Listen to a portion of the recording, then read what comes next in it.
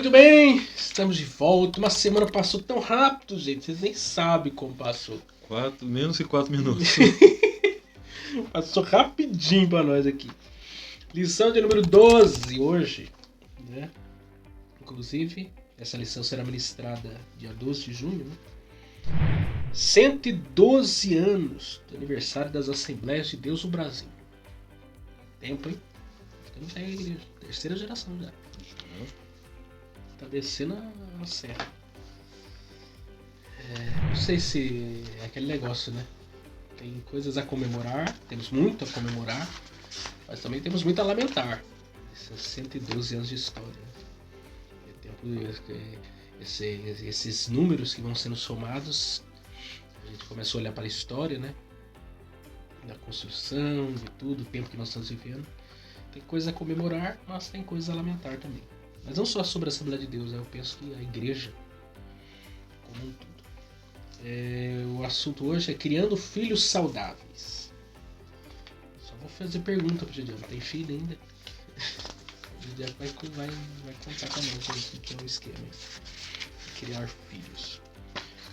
Deixa eu indicar um livro pra vocês também. Não sei se eu já indiquei, mas vale a pena. Tim Keller, Timothy Keller, né, que veio a falecer. Ego Transformado. Um livreto, né? Ego Transformado. É uma exposição, na verdade, que ele faz sobre o assunto, com base em Romanos capítulo 1. Mas é muito atual, prático. É um livro interessante para fazer um estudo bíblico. Uma conversa mesmo, né? Mesa redonda. É bem interessante. Ele mostra aqui a condição natural do ego humano, a visão transformada do eu, como alcançar uma visão transformada do eu. Ele mostra isso. Nós estamos vivendo nessa egolatria, né? O antropocentrismo em voga, né? O amor ao eu, o narcisismo. As pessoas se amam demais. Eles ficam encantadas. A selfie, né? A famosa selfie. As pessoas amam a selfie. No passado você tirava a foto do outro, agora você tira a sua. Isso é uma egolatria. É o espelho, né? Esse olhar para si próprio o tempo todo.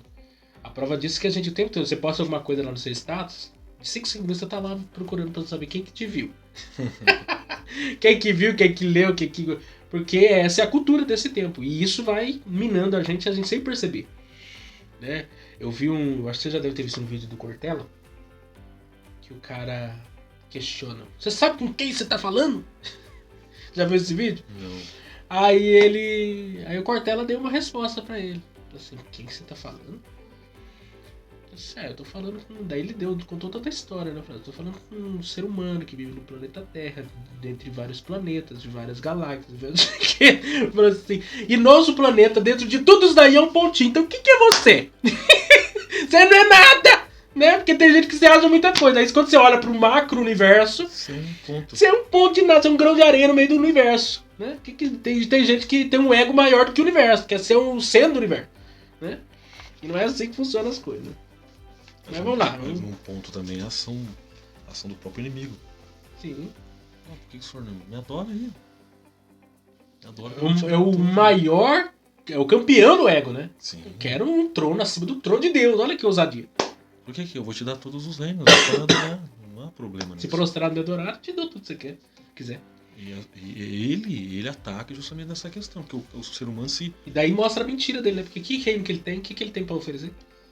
Aí nada. Aí você vê, ele ataca porque ele quer levar o ser humano a entender isso. Você não precisa de ninguém, não. Se você não precisa de ninguém, você não precisa de Deus, você não precisa de igreja, você não precisa de nada. Viva você, seja você e viva você. O problema da teologia cotidiana é isso. É falar de Deus, mas não centralizar em Deus. Eu falo teologia porque teologia é estudo de Deus. Coach, aquela questão do você pode, você consegue, você é o cara. Então, eu uso o termo Deus, mas eu não centralizo nele. O seu centro do universo, tudo converge pra você. Pode ver, a salvação é pra você, a graça é pra você, Deus olhou pra você, o mundo é pra você. Opa, calma aí. Nossa, eu sou tão bom assim. Nossa, como... O cara até se sente bem. Aí você vê o que Paulo Mas fala. isso mudou o cara, não. O que Paulo fala em Romanos 11:36? Porque dele, por ele, para ele são todas as coisas. Glória a ele. A ele apenas. Esse aqui é o livro Ego Transformado. Os coach escreve o ego massageado. Eu tenho o do Tim LaHaye, que é Temperamentos Transformados pelo Espírito. Gente, vamos rodar a vinheta aí e nós voltamos já.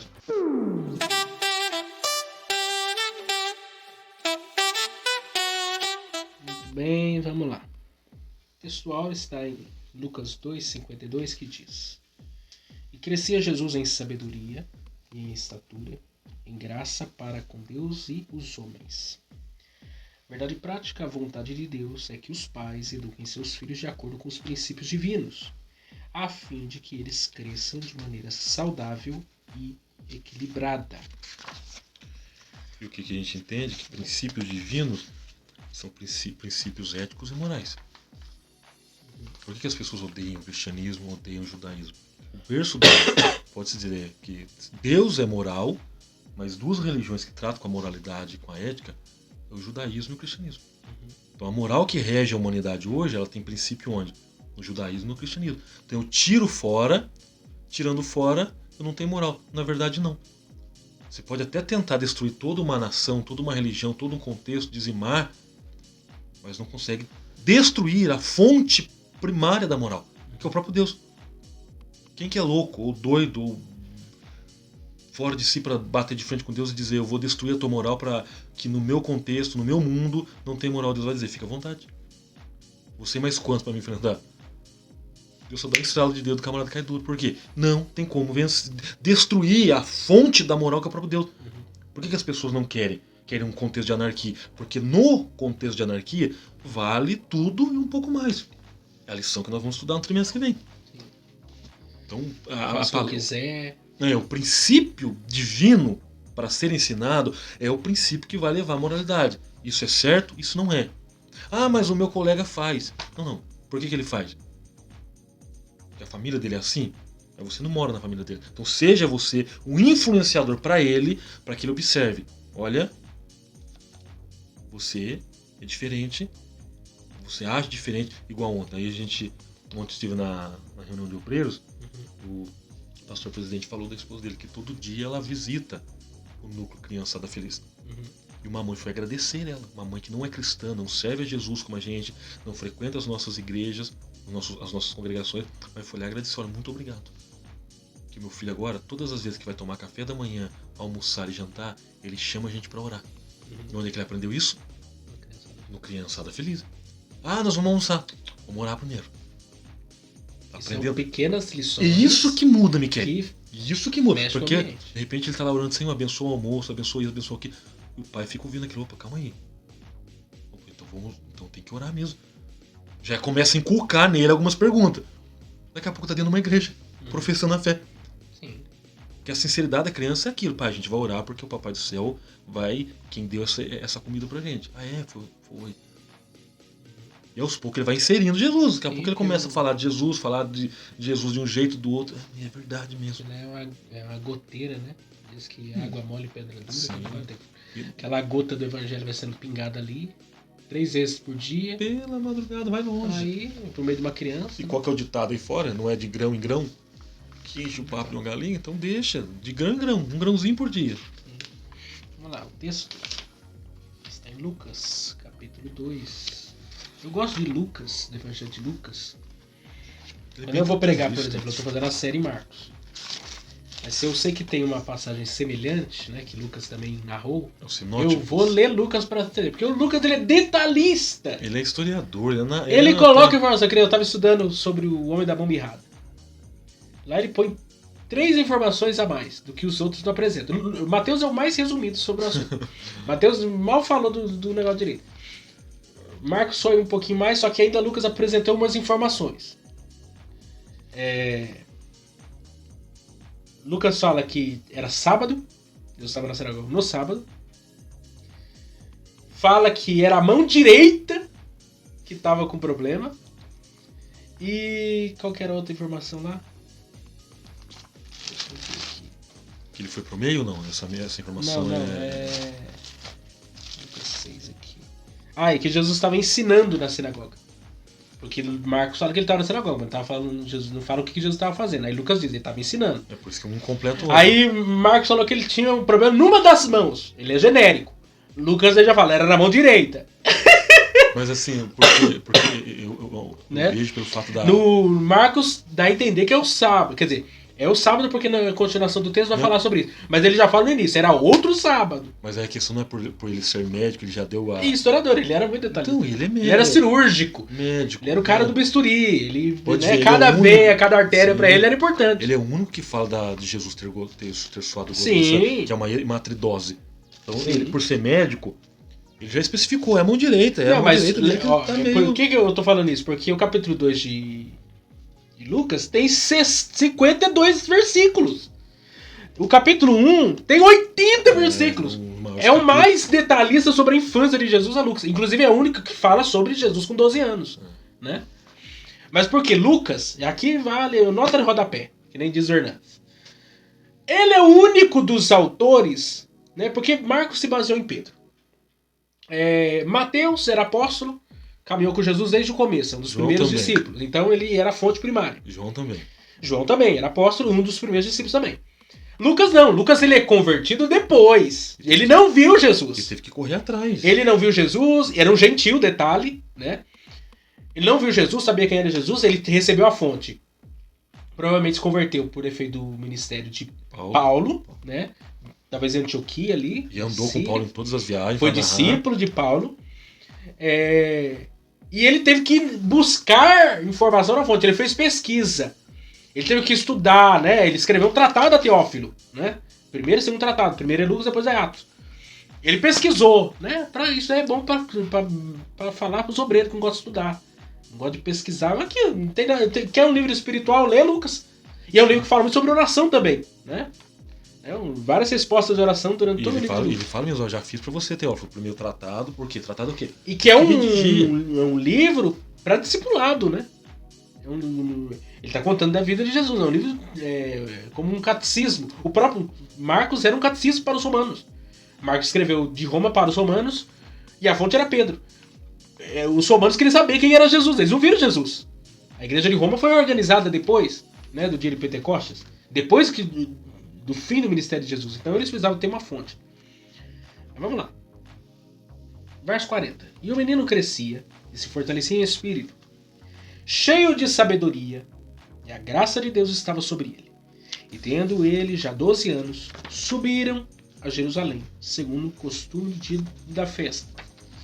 E regressando eles, terminados aqueles dias, ficou o menino Jesus em Jerusalém, não souberam seus pais. Como que esquece, né, Jesus? Isso aqui é um texto curioso. Daria pra ficar só aqui. Como que esquece um pai, esquece o filho? E Jesus ainda. Pensando, porém, ele, que viriam de companhia pelo caminho, andaram caminho 3 dias. um dia e procuraram-no entre os parentes e conhecidos. E como não o encontraram, voltaram a Jerusalém em busca dele. E aconteceu que, passando 3 dias, o acharam no templo, assentado no meio dos doutores, ouvindo-os, interrogando-os. Veja bem, ouvindo-os e interrogando-os. Né? Porque isso aqui porque as pessoas pensam assim, como que Jesus aprendia? Porque alguém pensa, vale destacar, Jesus é Deus, mas Jesus é homem, 100% homem. Como que Jesus aprendeu a palavra de Deus? Ele era Deus, ele já sabia de tudo. Negativo. Jesus é 100% homem. Na natureza humana eu preciso obter informações. Como homem você aprende a palavra de Deus? Você tem que buscar a palavra de Deus. Um menino de 12 anos naqueles dias já tinha no mínimo decorado o Pentateuco. Todinho. E depois cada estágio até todos os 39 livros. Como que Jesus aprendeu? Jesus teve que estudar a palavra de Deus. E os recursos da Galileia eram menores do que os recursos da Judéia. Por isso que os doutores da lei em Jerusalém ficaram de queixo caído com o conhecimento de Jesus. Porque os fariseus, os doutores da lei, eles que recrutavam os meninos para se tornarem os próximos fariseus. Então se ele viu um menino prodígio, eles queriam o quê? Tornar ele um fariseu, um doutor da lei ali, um escriba, um cara bom. Estragar o coitado. Exatamente, para encher a cabeça deles com coisas. Estragar o coitado. Só que Jesus, com 12 anos, já estava deixando os doutores da lei de queixo caído. Cucados. Né? Isso prova que Jesus teve o mesmo processo que qualquer outra criança judia naqueles dias. com menos recursos, né? Porque na Galiléia é a periferia de Israel. E todos os que ouviam admiravam a sua inteligência e respostas. E quando viram, maravilharam-se e disse-lhe sua mãe: Filho, por que fizeste assim para conosco? Eis que teu pai e eu, ansiosos, te procurávamos. E ele lhes disse: Por que é que me procuráveis? Não sabeis que me convém tratar dos negócios de meu pai? E eles não compreenderam as palavras que lhes dizia.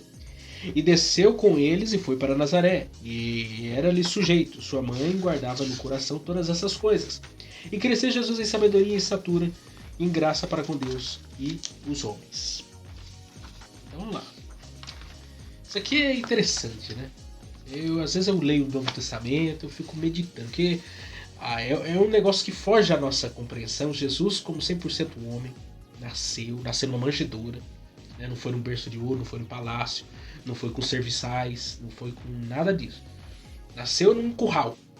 E não era nos presépios da vida aí, bonitinho, limpinho, não, era no curral. Vai lá no curral. Vai numa roça, lá no Piracuama, lá no Ribeirão Grande. Fala pro fazendeiro, eu quero ir no curral. Não ficar as vacas, os animais. Vai lá, o cheirinho bom que é no curral. Aquela lama de bosta de vaca, né? De cavalo, galinha, pato. Vai lá no lugar onde ficam os patos. Que a gente já teve pato em casa. Faz uma sujeira, né? Vai lá onde ficam os animais e vai descobrir como que é. É onde Jesus nasceu. Aí Jesus nasce. Deus dá uma família para Jesus, né? Jesus nasce numa família. Sim. Jesus teve um pai terreno, José, um homem de Deus, um homem crente, Sim. né? De modo que quando ele quis se separar de Maria, ele falou assim, queria fazer isso secretamente para não defamá-la. Isso mostra que ele tinha uma moral elevada. Porque ele poderia, na situação de um possível chifrudo, né? Ele poderia defamar ela, né? E se inocentar da situação, lavar as mãos. Porque na lei dizia isso, né? Se um cara pegasse uma mulher e não estivesse, e ele chegasse a descobrir que ela não fosse virgem, ele poderia devolver para os pais. E tá tudo ok. Mas José, em momento nenhum, faz isso, tudo debaixo de orientação de Deus, o anjo de Deus revela ele, etc. Deus dá uma família, dá um pai para ele, terreno. Maria, uma mulher crente também, que só detona a coitada da Maria, né? Mas a Maria, né, os evangélicos de plantão aqui, Maria é uma mulher de Deus. Crente, foi pro céu, você vai encontrar Maria no céu. Claro. Porque o pessoal acha que o catolicismo deturpou a ideia de Maria, ou super exalta a questão de Maria, que Maria, quase que no meio protestante, é meio complicado de você ouvir o pessoal falar de Maria. Talvez a mulher mais importante da Bíblia foi Maria, gente. Todo mundo queria ser uma Maria. A gente fala de Maria sim, com todo respeito. Ninguém tá denegrindo a imagem. Porque a gente não crê que ela é... Ascensão. Né? A gente não crê na sua ascensão. A gente não crê na sua divindade. É uma mulher como todas as demais. Nós não cremos nela como corredentora, mediadora. Não. Ou qualquer coisa semelhante. Porque a Bíblia não coloca ela como nessa posição. Não. Então se a palavra de Deus é verdade de Deus, Deus não falou não nada é rainha dela. Dos céus, não é nada dele. Deus não falou nada dela nesse... Não é mãe de Deus também, ela é mãe de Jesus. Né? A natureza humana. Natureza humana, ela não é mãe de Deus. Deus não tem genealogia. Deus não tem mãe, claro. genealogia. A gente tem que entender que Maria é mãe de Jesus. A prova disso é o Evangelho de João. Então, no princípio era o verbo. Maria é mãe do lado humano. Não tem como ser mãe do lado divino. Jesus tem o DNA de Maria do lado humano, mas sim, não... então Maria é mãe do lado humano de Jesus. Não do lado divino. Do lado divino não tem como. Se for assim, eu vou defender a ideia de que Jesus... Se Maria é mãe de Deus, Jesus sendo Deus, se Maria é mãe de Deus, então quem que é o pai? Então Deus resolveu ter um momento com Maria, vamos colocar uma relação com Maria, para que injetasse nela o esperma divino. Aí eu tenho que entrar por esse âmbito, por esse lado. Não. A questão é, Maria... Na verdade, o que acontece com Maria é um milagre. Do lado humano de Jesus. Desde o início, o que acontece com Maria é o que? É um milagre. Tem como haver gravidez... Sem relação? Sem relação sexual, sem a participação do homem e da mulher? Não tem como. Ela foi concebida pelo Espírito Santo. Então o que nós chamamos isso de milagre? Ação sobrenatural. É um milagre, ação sobrenatural. Sim. A parte que um homem, né, deveria cumprir não houve. Então Deus fez isso. Milagre. É por isso que tem até uma palavra na teologia que fala de união hipostática. É um milagre. Isso e não queiram me fazer explicar isso porque eu não tenho capacidade para explicar isso. Isso a gente não Mas explica. isso é um milagre. Porque é aquilo que eu falo. É mais fácil acreditar que o mar se abriu, que a água brotou da rocha.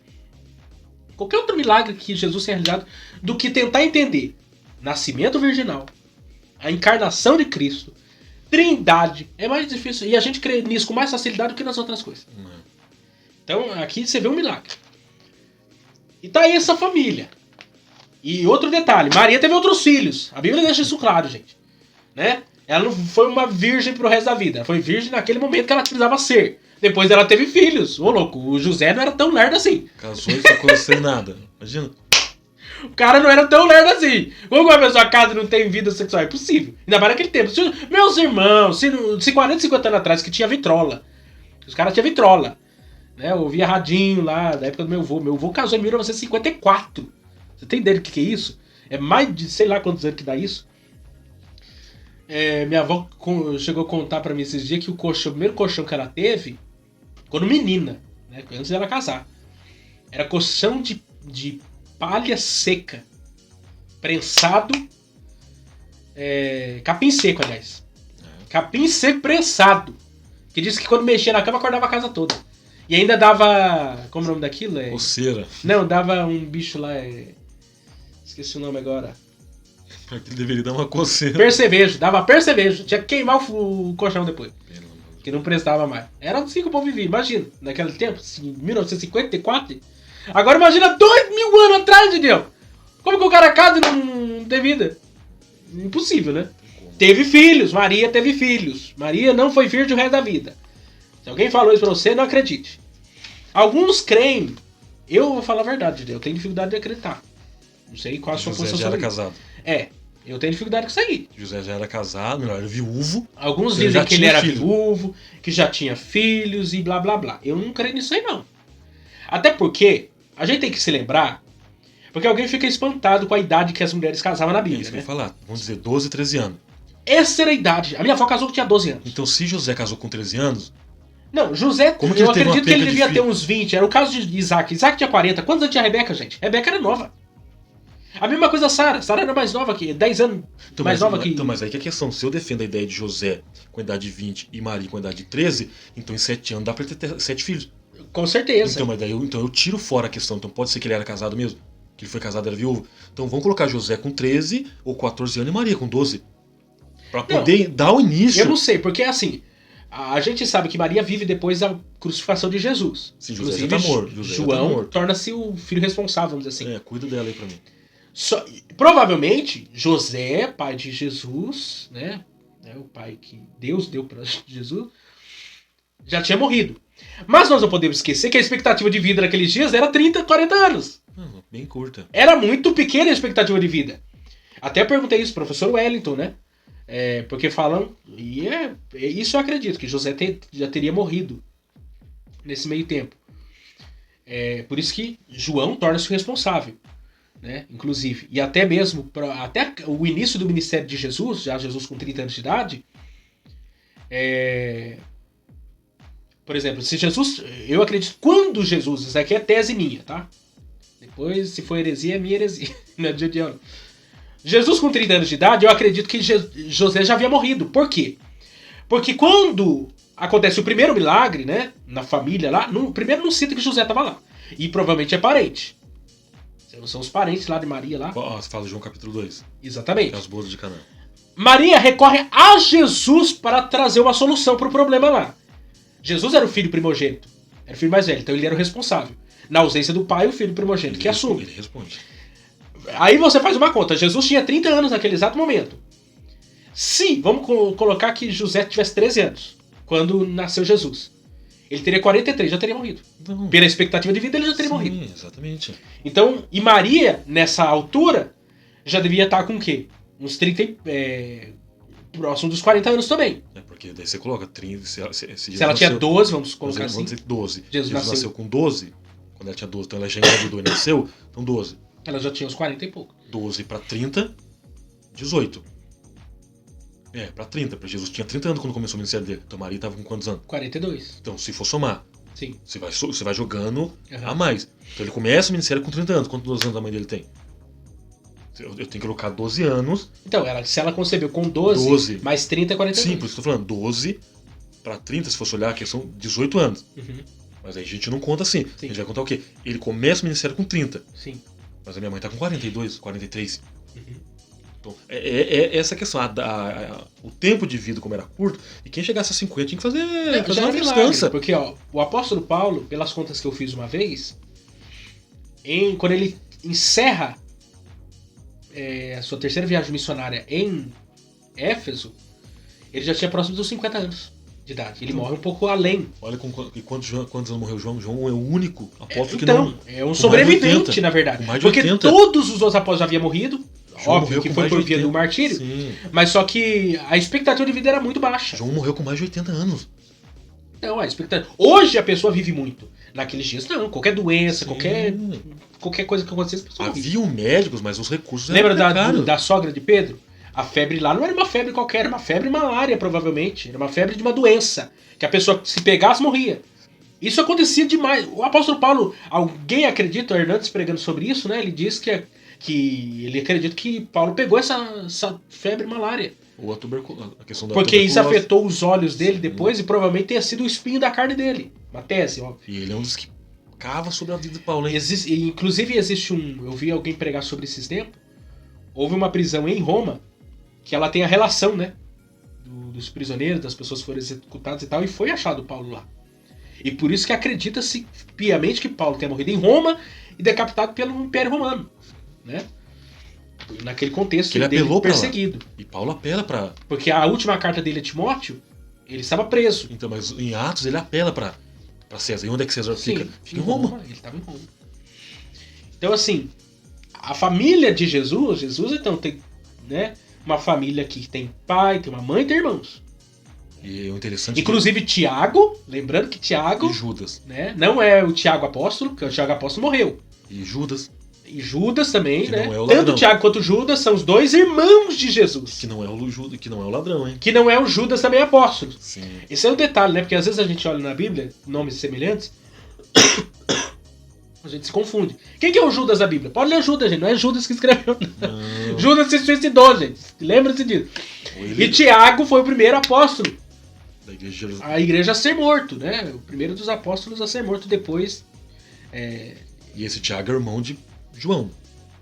Exatamente, Tiago apóstolo irmão de João. O Tiago de Atos é o irmão de João. O Tiago da Bíblia, que foi pastor, inclusive, da igreja de Jerusalém, era irmão de Jesus. Que é o Tiago da Epístola. Que é o Tiago da Epístola. Parece que tem que... Então Jesus tinha uma família, ele tinha irmãos. E a outra questão, além de ter família, tinha uma cultura, tinha costumes, entendia de leis, estava sob a regência do Império Romano.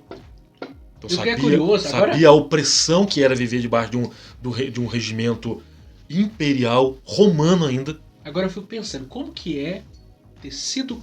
Imagina, gente. Pensa nesse privilégio. Qual é o nome do seu pai e sua mãe? Nelson e Angelina. Hã? Nelson e Angelina. Angelina, imagina. Nelson e Angelina tiveram Jesus. Deus falou assim, vocês, Angelina vai conceber Jesus. O Nelson vai ser o pai, né, de criação de Jesus. Aí você é irmão de Jesus. Seu irmão, sua irmã é irmão de Jesus. Como que é conviver numa família que tem Jesus, o Criador do Universo, Deus dos deuses, né?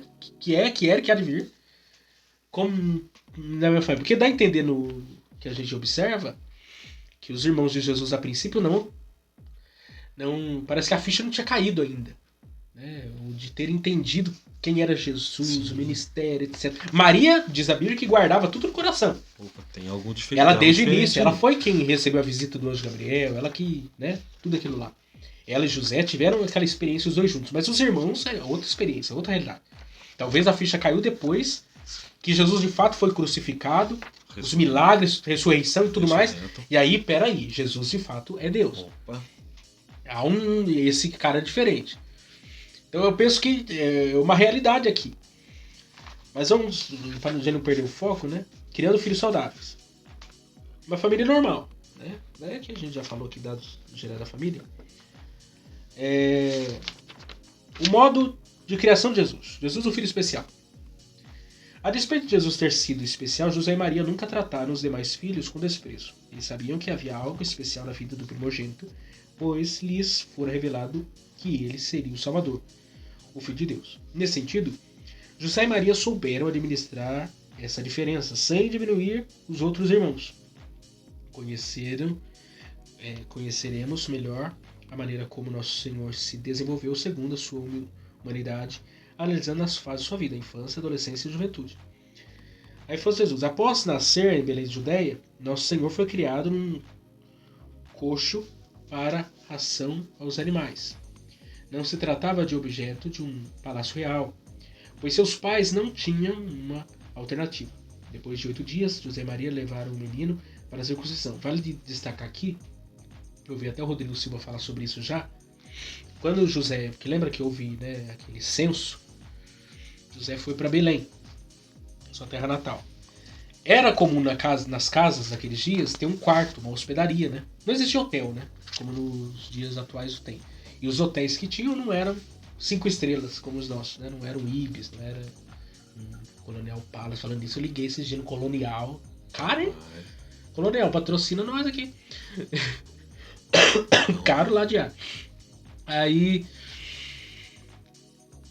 E era comum ter uma hospedaria, um quarto para o hóspede.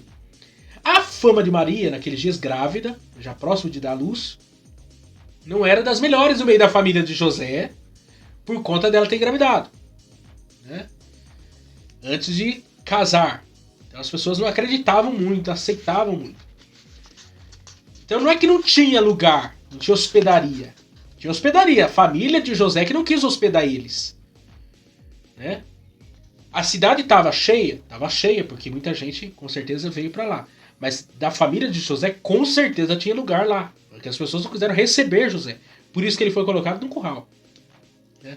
A fama não era boa, a moralidade era alta, né? Até uns anos atrás, uma mulher perdesse a virgindade, isso caísse na boca do povo, a pessoa já perdia todo o crédito. Hoje em dia não. Hoje em dia a pergunta é o contrário. Nossa, é virgem ainda? Hoje a moralidade é inversa. Só que daí Jesus chegou lá, né? Na casa de... Jesus foi, a infância de Jesus passa por isso. Jesus também ficou, né, nos primeiros 2 anos no Egito. A adolescência de Jesus é esse texto que a gente está falando aqui. Que é o único episódio, né? Que Jesus estava no templo. Só que daí eu fico pensando, gente, você é pai. Como que é educar filho de Deus? Desafio maior. Ou não, Miquel, porque se você vai educar Jesus, Jesus já sabe da função dele, qualquer ensinamento errado que você passa, ele não aceita. Ele vai entender, pois isso aí não tem a ver com moral e ética, isso não tem a ver com questão de caráter. É a mesma coisa falar para Jesus, ó, Jesus, vamos lá para Jerusalém, pra gente fazer alguma coisa errada lá. Você é adolescente, você aprender como é que é como é que fazer uma malandragem. Ele vai dizer, não. Mas por que não? Você é criança, você tem que viver, você tem que brincar. Não, brincar eu sei, mas isso é errado. Então, pode ser. Quem pode dizer, é fácil. Tem a questão. Ele precisa aprender todos os ensinamentos, como todos os homens, como todas as crianças normais. Vive uma vida normal de uma criança normal. Só que quando alguém ensina ele, passa a informação para ele, passa justamente aquilo que já, vamos dizer, aquilo que já é parte da vida. Que ele sabe para que ele veio. Se alguém perguntasse para ele com 12 anos, olha, tu é o Salvador? Sim. Tu és o Cristo? Sim. Mas ele só vai responder, melhor, ele só vai ouvir isso de Pedro quando está indo para Cesareia. Tu és o Cristo. Eu falei, olha Pedro, não foi carne não, viu?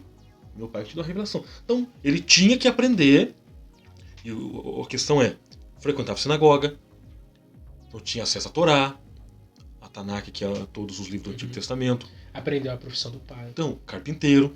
Inclusive, na época, quando ele entra no templo e o templo está sendo feito com vídeo de ladrões, ele cita o Salmo 69:9, o zelo pela sua casa me devora. 69:9? Acho que é 69:9. Ele não é um franzino, ele não é um camarada fraco, magrinho, não. Ele é alguém de massa muscular, porque ele trabalha na marcenaria. Quem trabalha com a marcenaria movimenta o corpo. Como é que deve ser a estrutura física? E como é que eu entendo agora? Se ele é uma pessoa fraca, franzina, magrinha, olha o coitadinho dele, ele é bem magrinho, filho de Maria, magrinho, igual. Como é que vai carregar porque às vezes a imagem que as da cruz tem de uma... E o patíbulo da cruz, pesado. Aguentar todo aquele tempo de Getsemane, de tribunal, depois de via crucis, de crucificação. O corpo dele... E pensar, ele trabalha com madeira. Jesus. Não, sim. Jesus sabia o peso de uma madeira. Claro. Sabia o peso da trave. Talvez até José e Jesus trabalhou pro Império Romano, fez algum trabalho pro Império Romano de produzir, fazer cruzes. O patíbulo, que é a parte do patíbulo, a parte da cruz em si. Então, assim, porque toda uma profissão, porque você...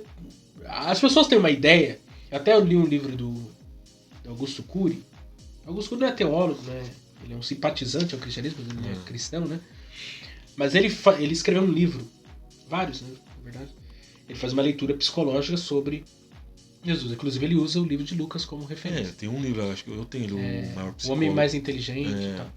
E eu li o livro e ele apresenta algumas coisas dentro da... Ele faz uma leitura da psicologia, da psiquiatria lá, para a biografia de Jesus, o contexto da história.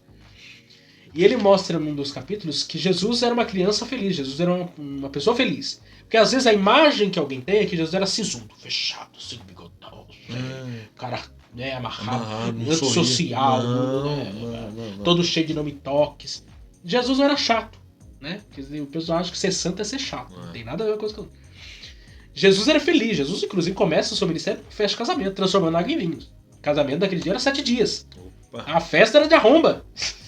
Hoje em dia, pra dar uma festa de um dia, de 2 horinhas, você tem que vender um fígado, né? Naquele dia, mas de 7 dias, eu acho que eu vou fazer essa oração de Deus. Eu pensei nesse texto. Falei assim, Jesus precisa transformar um vinho lá em casa, né? Não faz aquela um milagre do casamento. Do vídeo que eu mandei pra você lá. Vou fazer a oração do Pix. Você já mandou um vídeo pra mim da oração do Pix. Cada valor, né? Cada oração, valor, minutos, cada efeito. Se for 5 minutos, um valor. Se for uma hora, outro valor com profecia, outro valor. R$1.500, né? Se for outro valor com oração, profecia, a certeza de que vai acontecer aquilo que foi profetizado, é outro valor. Acho que eu vou fazer um desses. Eu caso amanhã, eu caso. 10 orações a 1.500 já deu R$15 mil, hein? Ah, dá pra fazer um casamentão. Dá pra chamar o Hernandes pra fazer meu casamento. Ah, Jesus. Mas aí você pega Jesus. Jesus em todo aquele contexto. Jesus tinha parentes. A família de José, como de Maria, era grande. A família de José estava na Judéia. A família de Maria estava na Galileia. Né? Isabel, sim, prima de Maria, né? Casada com Zacarias lá. Então, existia toda essa relação. Jesus tinha primo. João Batista era primo de Jesus. Então você tem uma família. Jesus tinha relacionamento. Provavelmente a festa de casamento que acontece ali, qual que era a cidade mesmo? É Caná da Galileia. Caná da Galileia. Provavelmente era de alguém, ou era de algum familiar de Jesus. E eu afirmo isso porque Maria tinha acesso à cozinha da festa. Ela sabia o que estava acontecendo nos bastidores. Quem que sabe do que acontece na cozinha da casa de alguém? É só alguém que é próximo. É o parente. Ou tem que ser um padrinho do casamento, alguém que é um amigo próximo, pra saber o que está acontecendo ali. Porque geralmente em festas você só vê, o pessoal vai em festa de casamento só pra ver os defeitos. Vai pro lado de fora, ninguém sabe o que tá acontecendo por trás. Então, provavelmente era de algum parente de Jesus ali, de Maria, etc. Então, há todo um contexto ali. E Jesus foi ensinado. Porque a responsabilidade que José e Maria receberam foi talvez a maior das responsabilidades. Alguém subestima, alguém não dá valor a isso. A maior responsabilidade é criar um filho. Colocar um filho no mundo. E é triste quando eu vejo notícia de pessoa que, que nem recentemente eu vi aí, 16 anos um cara vira pai. Que fala parça, mano. Que fala, sabe, nem sei as gírias que falam, que eu não falo gíria. Lá na fábrica eu achei engraçado isso, porque o pessoal é cheio de falar gíria, né? E eu não sei falar gíria, eu nunca falei de gíria. Então você fala de toda maneira diferente, você se torna diferentão do grupo, né? Mas porque o povo tem um linguajar lá, diferente. Só que daí você pega um adolescente ali, alguém que não tem nem estrutura, não consegue nem governar a si próprio, vai colocar uma criança no mundo. Vai educar. Vai ensinar o quê? E que maturidade tem pra ensinar outro? Então a responsabilidade é a história do Susan Wesley lá. 15 filhos. 15 não, 19. 19. Então. O John Wesley era o 15º filho. O cara foi o responsável pelo grande avivamento na Inglaterra. Charles Wesley é um grande pregador. Charles Wesley, compositor inclusive de muitos hinos, cantados vários corais. Qual que é a maior responsabilidade daquela mulher? Ser mãe. Deus não vai perguntar pra ela por que ela não alimentou a África, por que ela não fez isso, aquilo. Vai perguntar por que você não queria seus filhos bem. Essa é a maior responsabilidade. Imagina o peso da responsabilidade. Né? É um negócio assim complicado. E não é de qualquer pessoa, é de Jesus, Filho de Deus. Aquele que ele disse lá no batismo: esse é o meu filho amado a quem eu me comprazo. Mesma fala que ele repete lá no Monte da Transfiguração: esse é o meu filho amado a quem eu me comprazo. Né? A pomba lá simbolizando o Espírito Santo e ao mesmo tempo a santidade de Jesus. Ele é perfeito. Puro, não tem pecado, sem mancha, sem mácula, sem nada. Né? Mais alguma coisa a acrescentar, gente? Não, a questão justamente é essa. Se eles iam a Jerusalém, era um prazer levar Jesus. Tinha que levar Jesus. Uma outra coisa, eu preciso ensinar o caminho da igreja, eu preciso ensinar o caminho do templo, eu preciso ensinar o caminho do culto, eu preciso ensinar o caminho da Bíblia. Se lá na frente quiser tomar uma outra decisão, vai tomar consciente. Porque eu quero. Eu sei que Cristo é o Senhor, eu sei que Deus é a verdade, eu sei que a palavra de Deus é isso, mas eu não quero. Opa, tudo bem. Agora, por que não quer? Então precisa ensinar a valorizar templo, valorizar culto, valorizar... Hoje não tem sinagoga, mas valorizar o ambiente da escola dominical, o ambiente de aprendizado. E até esses vídeos curtos que eles montam aí. Agora o pessoal tá na mania de montar vídeo. Que a mãe chega pro filho, bate na porta do quarto: filho, a gente tá indo pro culto. Não, eu vou pra praça com os meus amigos. A mãe: não, tem culto agora. Aí o pai chega já com terno, gravata: e aí, já tá pronto, rapaz? Não, pai, eu não vou. Eu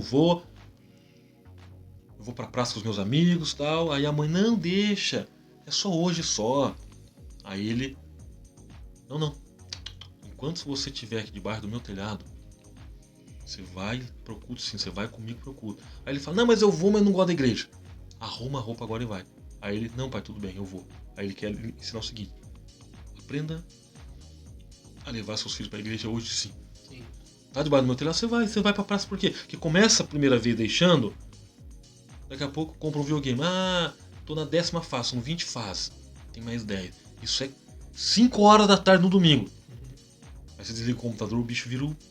Você desliga o computador, o camarada vira o bicho. Não, eu tenho mais 10 fases, eu vou completar as 20 fases, eu posso entrar como os melhores jogadores do mundo desse jogo. Aí você deixa. No dia seguinte, no domingo seguinte, não, meu pai já me deixou ficar no domingo passado. Não, hoje eu não vou. Ah, não, também, não tem problema não. Qualquer coisa você me liga, viu? Não. A família de Jesus fazer o quê? A gente vai para o culto uma outra coisa que e vamos todos. Que você já deve ter ouvido alguém falar sobre isso. Tem lá o líder dos jovens lá. Aí a mãe tem um filho rebelde em casa. Sim. Ela não tem autoridade sobre ele. Ela fala assim: vai lá conversar com ele, pra ele ficar animado pra ele ir, e não sei o que. Ai, não sei o que. A mãe se lamuriando por uma coisa que ela que é responsável, jogando pra tua conta. Minha irmã, deixa eu contar isso pra você, líder dos jovens. Deixa eu dar uma palavra profética agora. Você não é pai desse menino aí que você tá liderando, não. Nem é mãe. E você que é mãe, que tem um filho rebelde, se você não tem autoridade pra governar esse filho, quem dirá quem vai ter? Quem tem que mandar na tua casa é você. É um pai banana, uns pai banana que aparecem hoje. Umas mães também. Minha mãe, você conhece minha mãe? Conheço, opa. A minha mãe é brava, gente. Até minha orelha, se deixar, ela puxa ali embaixo, hein? A minha mãe é brava. Nunca ninguém desafiou a autoridade. Você tá entendendo? E vai desafiar por quê? Mas essa é a questão. Se o pai e a mãe não têm autoridade, ninguém vai ter. Desafia se o filho não obedece, não respeita o pai e mãe, ele não vai respeitar professor, ele não vai respeitar chefe, ele não vai respeitar esposa quando estiver no futuro, não vai respeitar ninguém. Exatamente. Por isso que eu falo, o corrupto nasce onde? Nasce dentro de casa. Se o camarada não aceita, se ele não obedece em ordens dentro de casa, ele vai obedecer ordens fora de casa. Aí ele vai obedecer ordem de quem? Do policial, do carcereiro. Olha pra você, aí vai obedecer. Olha como que é uma coisa simples, mas é real. Certo filho aprontou e foi levado pra delegacia. Melhor, o filho aprontou, o pai foi lá e deu uma correção nele, deu uma surra. E é bíblico isso, não tira a vara do seu filho. Não é pra ficar com a vara 24 horas, mas não tire, quando ele errar, não tira a vara dele. Corrige ele com a vara e mostra: olha, a correção é necessária por causa disso. Aí foram parar na delegacia. Chamaram a polícia para o pai foi parar na delegacia e tal. Deu uma surra no seu filho. Aí o policial chegou para ele e falou: vem cá, obrigado. Continue assim, corrigindo o seu filho hoje. Porque amanhã pode ser que eu precise sacar dessa arma e ter que dar um tiro nele. O policial falou: parabéns. Continuo corrigindo ele hoje pra mim não precisar sacar dessa arma e ter que dar um tiro nele amanhã. Então a responsabilidade de quem? Olha o que o Provérbios, o escritor aos Provérbios vai falar. Ensina o menino. Hoje é culto. Hoje é escola dominical. Não, mas eu queria... Não, depois se der a gente vai no shopping, a gente vai na pizzaria, a gente vai na hamburgueria, a gente vai no parquinho. Mas agora é culto. Não, mas eu não quero. Ele falou, não tem que querer. Não tem que. O dia que você casar, aí sim, aí você fica na liberdade de querer cultuar ou não. Aí, sabendo do peso do culto, você não vai querer desistir disso. Qual que é esse peso mesmo? É Provérbios? 22:6. 6, 22. É, 22:6. É isso mesmo. Instrui o menino no caminho. Olha, você tá com outra tradução. Tem uma que é ensina. Instruir. O que é instrução? Até quando envelhecer, não se desviará dele. Deixa eu lembrar de um outro texto que fala sobre isso. Só te cortando. Quando você não tirou a habilitação ainda. Não. Quando você for tirar, quem que vai estar do seu lado? Instrutor. E por que serve o instrutor? Vai ensinar. Ah, você tá acostumado a dirigir o carro do seu pai com a mão aqui do lado? As duas mãos no volante. Ah, você tá acostumado a ficar com a mão no câmbio de marcha? Tira essa mão, as duas mãos no volante. Ah, você tá acostumado a ficar olhando toda hora pro retrovisor? Olha pra frente. Ele tá te instruindo porque ele sabe. Não, olha Tem só. tradução que é ensina, tem tradução que é instrui. Uhum. Isso pode, isso não pode. Ah, isso pode. Não, isso não pode. Por quê? Você mostra pra ele por que não. Você compra um celular, não tem um manual de instrução, como é que eu uso? Vai lá. A instrução serve pra quê? Pra te ensinar. Errou um aplicativo? Instrução, corre lá. Não, olha só. Instrui o menino, né? No caminho que deve andar. No caminho em que deve andar. No caminho. E até quando envelhecer, não se desviará dele. Aí o Salmo 1 diz: bem-aventurado o varão que não anda segundo o conselho dos ímpios. Nem se detém. Para no caminho dos pecadores, nem se assenta à roda dos escarnecedores. Não anda o quê? No segundo o conselho do quê? Dos ímpios. Instrui o menino no caminho. Aqui instruir, e é a mesma ideia aqui. A ideia não é, quando fala de caminho, não tá falando do caminho em si. Né? Não tá falando de algo físico, tá falando de mente. Sim, e não é pra você valores, soltar de ele no caminho. princípios. Não é pra você soltar ele no caminho. Instrui, dá conselho no caminho. Então a questão não é pra você jogar ele no caminho e deixar sozinho. Instrui ele no caminho. Qual é o caminho? Caminho de conselhos bons? Conselhos bons. Ah, mas o fulano faz isso porque o pai dele libera. Não, o pai dele é o pai dele. Então, ó, eu não ia tocar nesse assunto, já estourando o tempo, mas a gente tá vivendo uma crise de filhos